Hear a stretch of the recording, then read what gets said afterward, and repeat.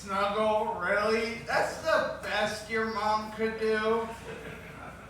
My mom paid for my first hooker. Yeah, we're a very progressive family.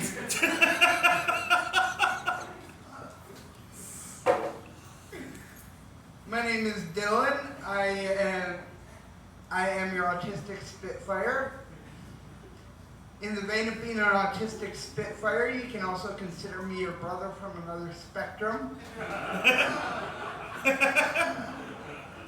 I was born and raised here in Ypsilanti, where we rhythm with the tism. Recently come to the conclusion that dating a person with autism is the equivalent of hiring a person with Parkinson's to be an American Sign Language interpreter.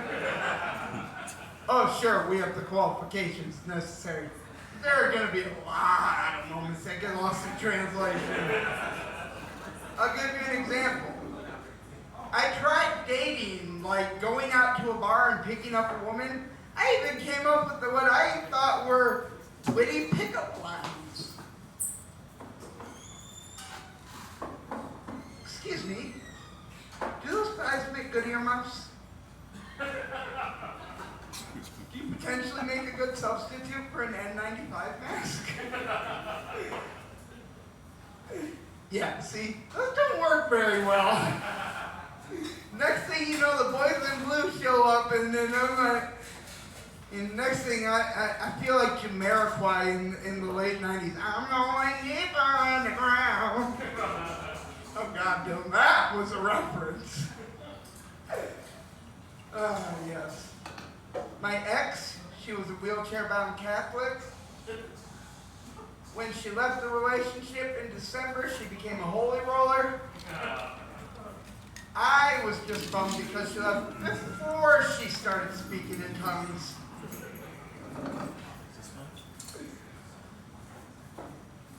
Contrary to popular belief, autism is not contagious. Unless we get you pregnant. In which case, I classify it more as an STD to be passed on to your children.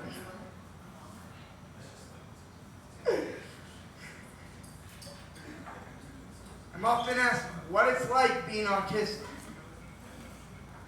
It's like having 4 radio stations playing in your head at once, except each one is playing a completely different type of song.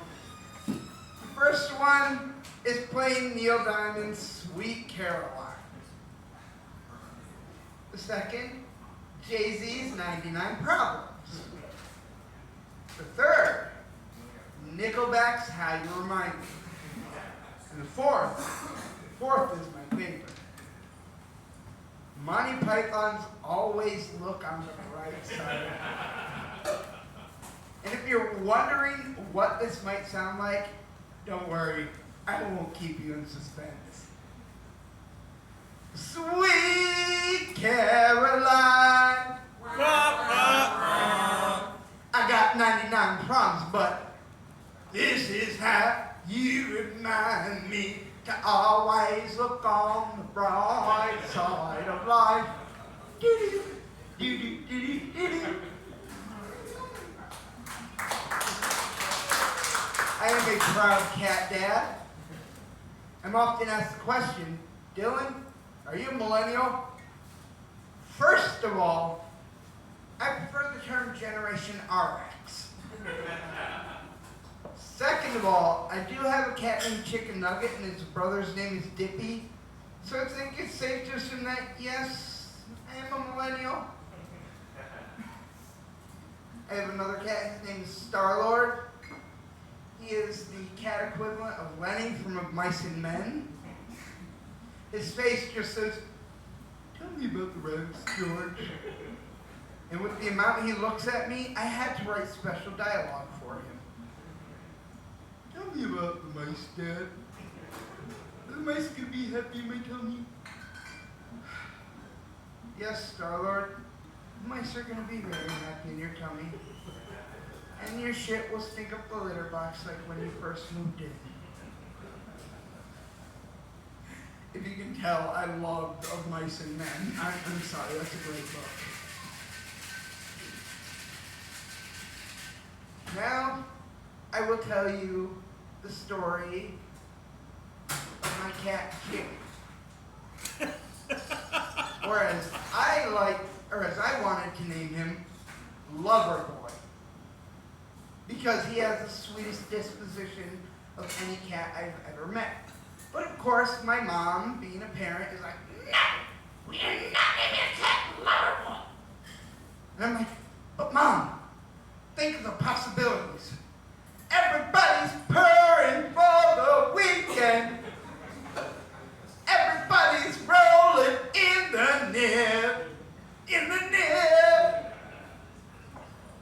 And I think I'm going to end with a classic closer just because Tommy's in the audience and he loves this one so much. Yeah! I will close with a poem that I wrote. And it comes straight from the heart. I call it Ode to the Vagina I Long to Eat.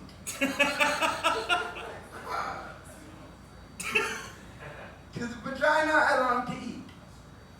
Does not matter whether you're hairy like a Wookiee or bald like Tommy Cook. Does not matter whether you are slightly sweaty or perfumed. At the end of the day, I want you to waterboard me like when Guantanamo Bay. Thank you, everyone. That is my time.